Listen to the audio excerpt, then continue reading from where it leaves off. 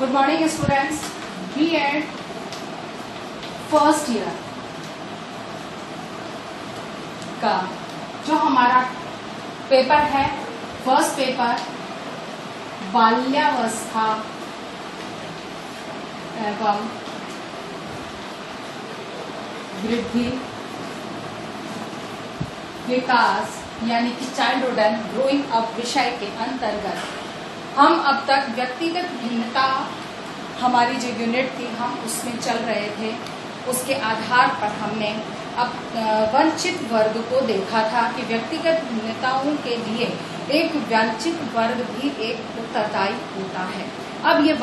वंचितता भी उत्तरदायी होती है। तो ये वंचित वर्ग है क्या, हमने अब तक उसको समझा और कौन कौन से ऐसे वर्ग हैं जिनको कि हम वंचित वर्ग की श्रेणी में रखते हैं। वंचित वर्ग यानी कि जो कि सामाजिक रूप से या हर तरह से उनको संसाधनों की या सुविधाओं की जिनको उपलब्धता नहीं होती है, उन वर्ग को हम वंचित वर्ग कहते हैं। तो ये वंचितता बालक के विकास को प्रभावित करती है। वहीं पर आज हम देखने वाले हैं उसके अंतर्गत कि जो बालक का विकास होता है, बालक की अपनी आदतें होती हैं, अपना व्यवहार होता है, जिसका निर्माण गति एक सामान्य गति से बालक की रुचि, योग्यता, क्षमता, आदत, व्यवहार हर का एक सामान्य गति से विकास होता है। जब बालक के विकास में,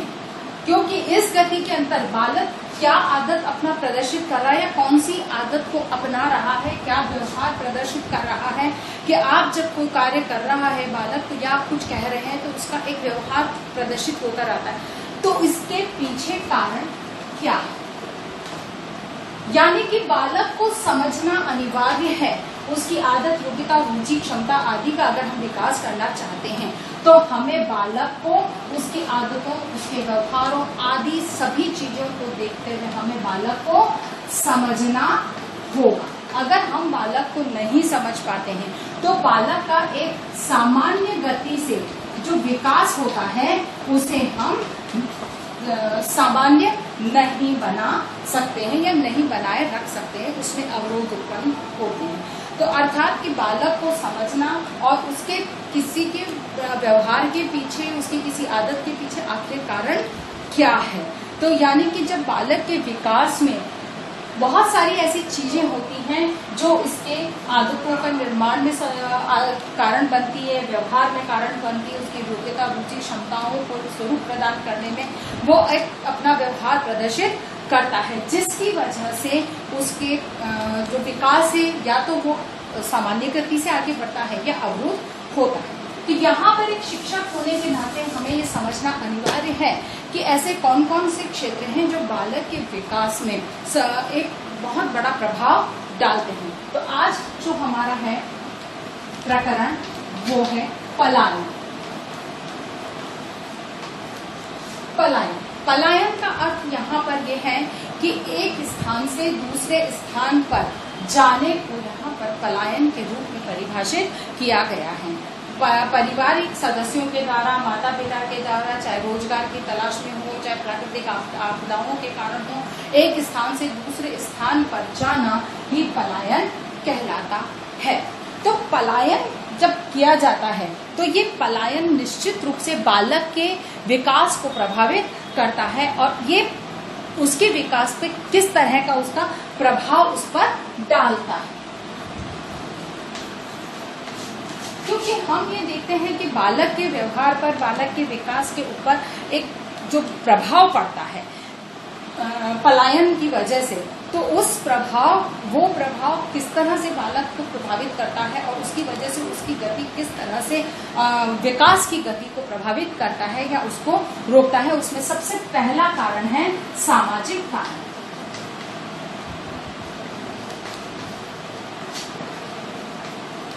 सामाजिक कारण। अब सामाजिक कारण क्या है, यानी कि समाज की जो है हाँ, सामाजिक कारण समाज के द्वारा जो व्यक्ति को सहयोग प्रदान किया जाता है, या यूँ कहा जाए कि समाज की जो संरचना है, समाज का जो कार्य करने संस्कृति है, उसकी मूल्य है, उसकी मान्यताएं हैं, इसके आधार पर कई बार होता है कि अपनी आवश्यकताओं की पूर्ति के दृष्टिकोण से, अपने मूल्यों की स्थापना के दृष्टिकोण से, या आवश्यकताओं की पूर्ति के दृष्टिकोण से परिवारों का एक स्थान से दूसरे स्थान पर पलायन किया जाता है, जिसकी वजह से जो ये पलायन करने की वजह से उनकी सामाजिक परिस्थितियों पर प्रभाव पड़ता है, क्योंकि जो एक नवीन समाज के, क्योंकि अपने जो मूल्य हैं उनको छोड़कर जाते हैं और नवीन समाजों के बीच में अपने स्थान को बनाने का प्रयास करते हैं, जो उनके विकास को प्रभावित करते हैं। दूसरा कारण है प्राकृतिक कारण।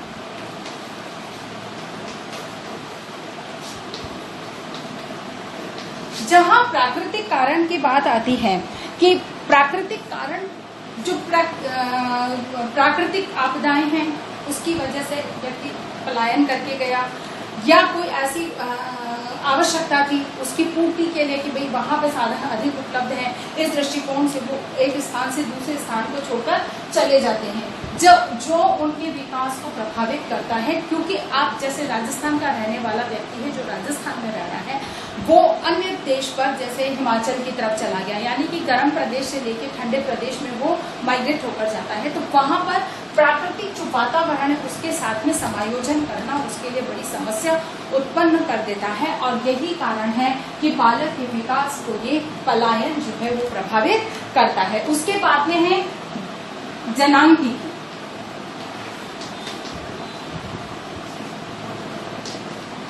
जनांगीकी की जो समस्या है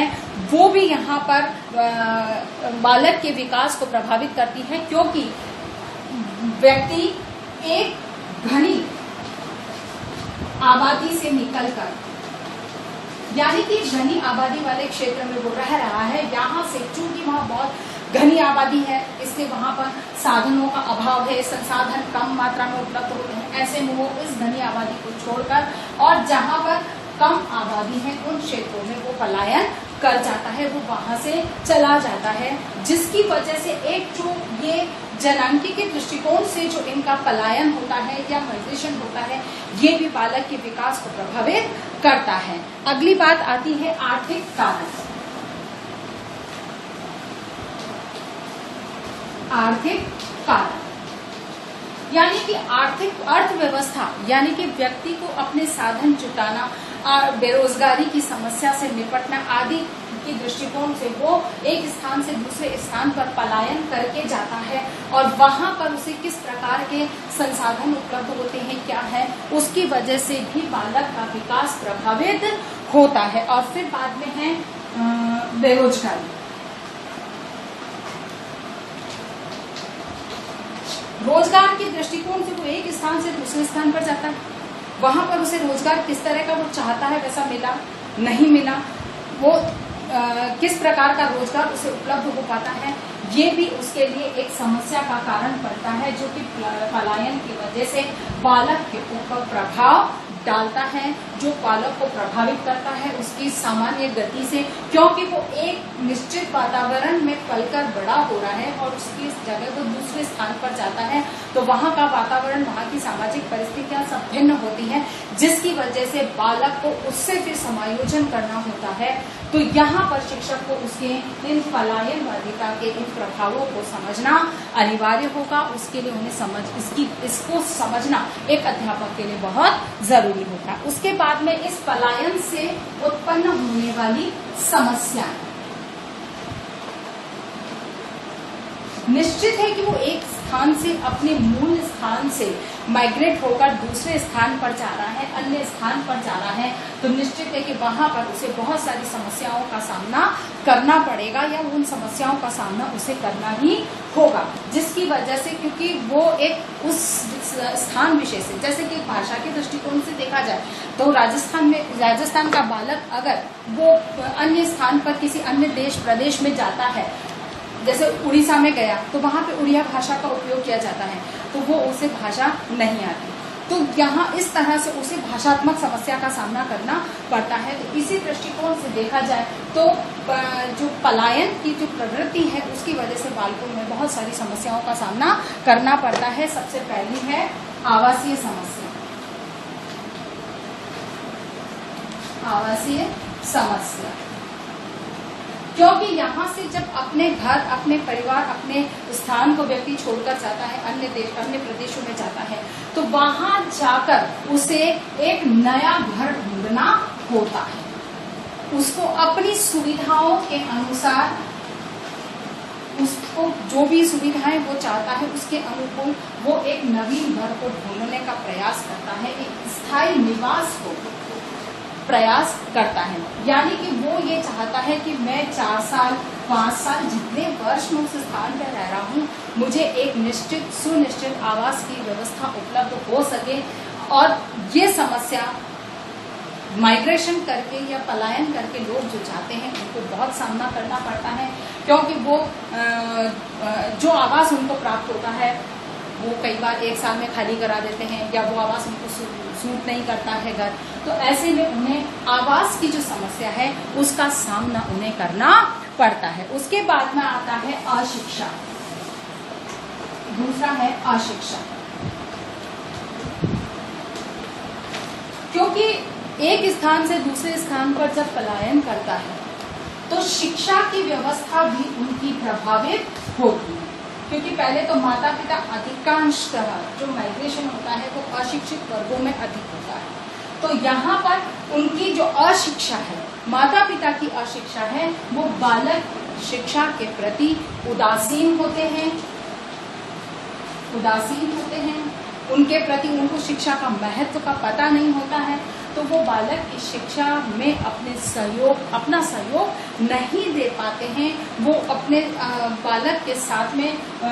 उसको जो साधन सुविधाओं की आवश्यकता होती है वो उसे उपलब्ध नहीं करा पाते हैं। इसकी वजह से बालक की शिक्षा में ये बहुत बड़ी अशिक्षा जो है वो बाधा बनकर उपस्थित होती है। उसके बाद में आता है सामाजिक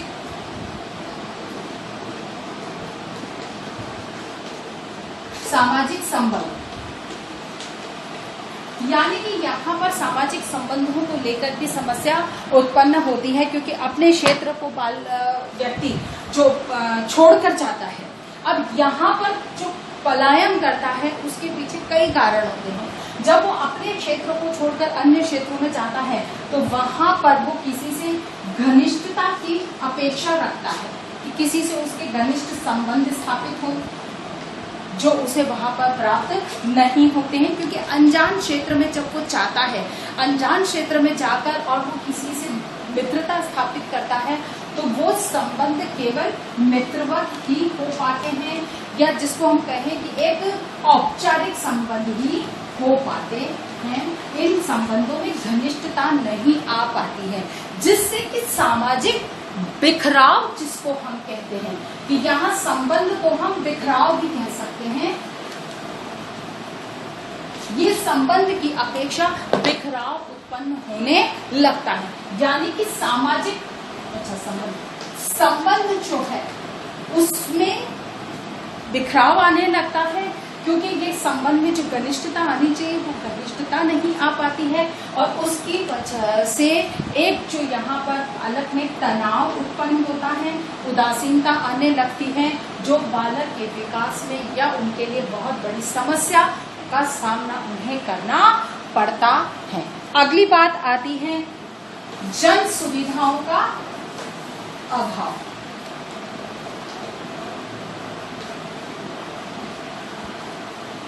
जन सुविधाओं का अभाव। अब यहां से जैसे 10 परिवार माइग्रेट होकर गए, ठीक है,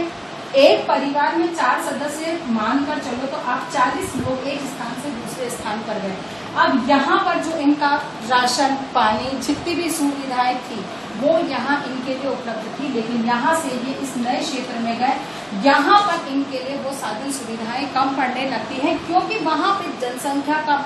जो दबाव है वो बढ़ने लगता है, जिसकी वजह से चाहे खान पीन की व्यवस्था हो, चाहे पानी की व्यवस्था हो, चाहे अन्य किसी मनोरंजन के संसाधनों की व्यवस्था हो, सब में में जो जितनी भी जन सुविधाएं हैं उनमें अभाव का उत्पन्न होना प्रारंभ हो जाता है। क्यों कि एक स्थान विशेष पे वहां की जनसंख्या के घनत्व की तुलना के अनुपात में सभी संसाधन उपलब्ध होते हैं, लेकिन लोगों का एक स्थान से दूसरे स्थान पर जाना, उस स्थान के उस जगह के लिए उनके लिए जो माइग्रेट होकर आए हैं उनके लिए वो साधन वहां पर उपलब्ध नहीं है और इन असुविधाओं का सामना उनको वहां पर करना पड़ता है, जिसकी वजह से इनके लिए जीवन सरल नहीं होता है, कठिनाइयों पूर्ण जीवन का इनको सामना करना पड़ता है। अगली समस्या आती है पर्यावरण प्रदूषण।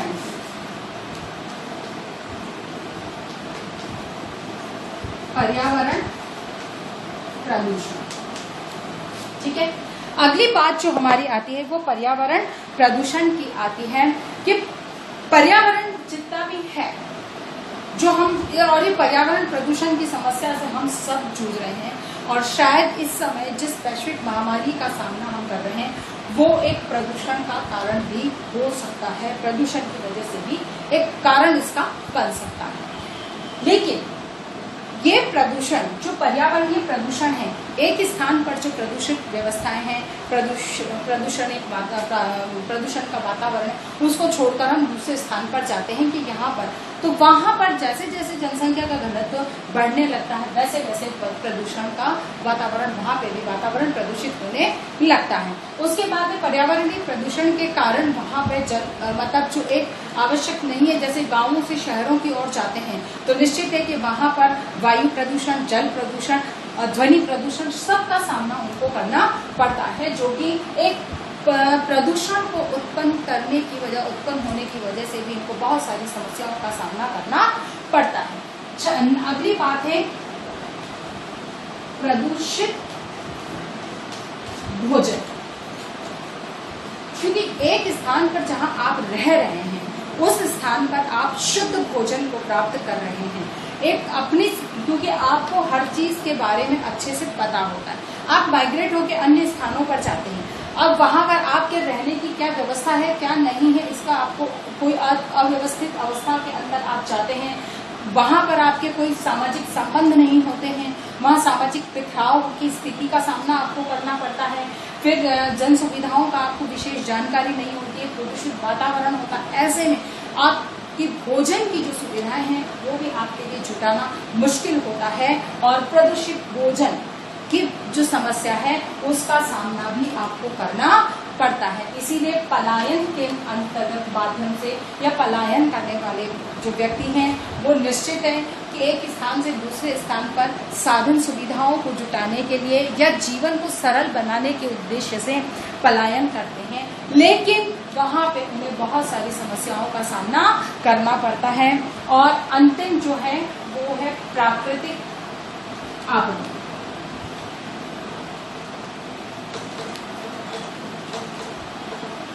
प्राकृतिक आपदा यानी कि प्राकृतिक जो आपदाएं हैं उसकी वजह से भी मनुष्य को एक स्थान से दूसरे स्थान पर माइग्रेशन करना पड़ता है और वो उनके लिए एक जो प्राकृतिक आपदाओं की वजह से भी उसे बहुत सारी समस्याओं का सामना करना पड़ता है और उसके लिए उसे पलायन के लिए मजबूर होना पड़ता है। प्रभाव और समस्याओं के साथ में हमें इतनी बात तो समझ में आ गई कि पलायन करने से व्यक्ति के ऊपर क्या प्रभाव पड़ता है और पलायन करने के कारण किन किन समस्याओं का उसे सामना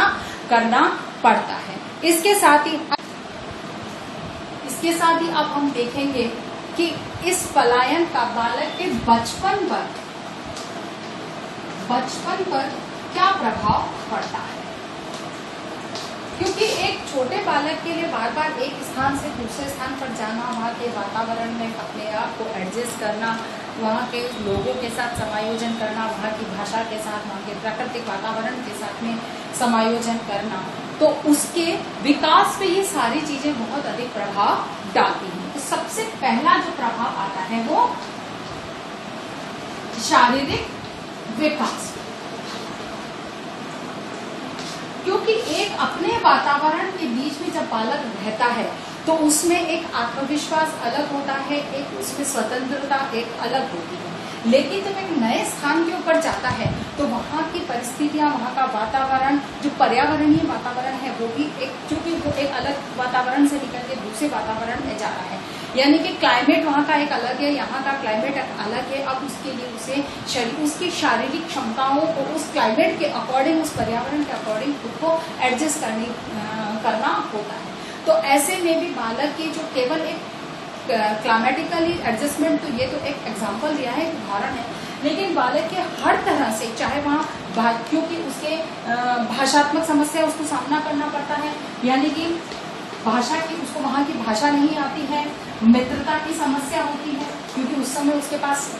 मित्र नहीं होते हैं, ऐसे कई छोटी छोटी ऐसी समस्याएं होती हैं जिसमें कि उसे तनाव का सामना करना पड़ता है, या वो तनाव को अनुभव करता है, जो तनाव उसके शारीरिक विकास को प्रभावित करता है। जहाँ ये तनाव की स्थिति है, वहीं उसको एक बहुत खुला वातावरण, यानी कि जो खुला वातावरण या जो स्वतंत्रता उसको अब तक थी, यानी कि वो जितना स्वतंत्र था, अब वो स्वतंत्रता उससे फिलहाल तो तत्काल उसे प्राप्त नहीं होती, जिसकी वजह से वो वहाँ के वातावरण के साथ वो स्वयं को समायोजित नहीं कर पाता है और उसका शारीरिक विकास प्रभावित होता है। उसके बाद में आता है बालक की मानसिक समस्या।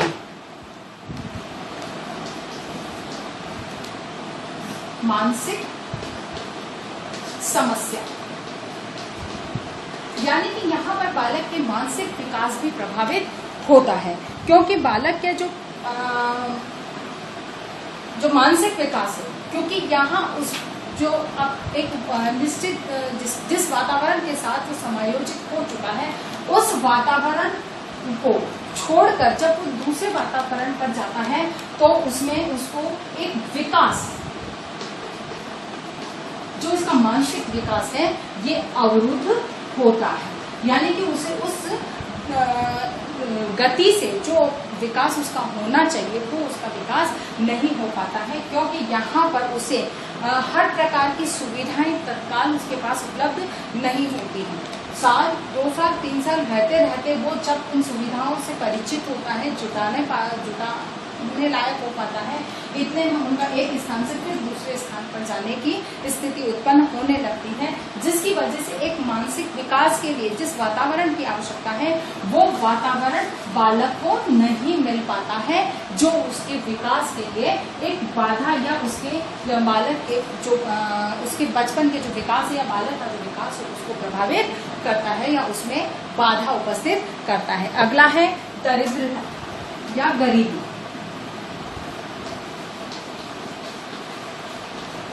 दरिद्रता यानी कि एक स्थान से दूसरे स्थान पर पलायन करने का कारण क्या है? दरिद्रता अधिक,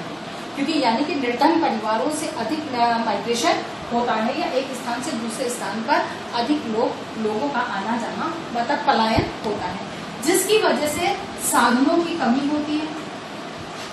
जो आवश्यक संसाधन वो चाहते हैं उनको वो उपलब्ध नहीं हो पाते हैं और उसकी वजह से बालक के विकास को प्रभावित होना पड़ता है या बालक का विकास प्रभावित होता है। अर्थात कि जब पलायन की बात आती है तो पलायन करने में जहाँ बालक के शारीरिक विकास प्रभावित होता है, वहीं उसका मानसिक विकास प्रभावित होता है और वहीं उसकी दारिद्रिक जो